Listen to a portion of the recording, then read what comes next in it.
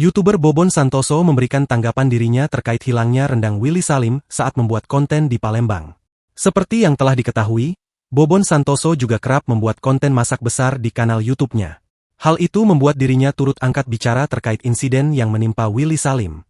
Dilansir dari Tribun News, Willy Salim pada awalnya membuat konten memasak rendang dari daging sapi 1 ekor untuk masyarakat Palembang. Namun belum selesai ia memasak, daging rendang itu justru hilang. Padahal jumlahnya sampai ratusan kilogram. Peristiwa itu pun langsung viral di sosial media, hingga membuat sejumlah warga Palembang merasa geram usai mendapat hinaan. Bahkan sejumlah warga mengirimkan pesan pada Bobon Santoso, dan mengajaknya melakukan hal serupa seperti Willy Salim. Menanggapi hal itu, Bobon Santoso pun buka suara.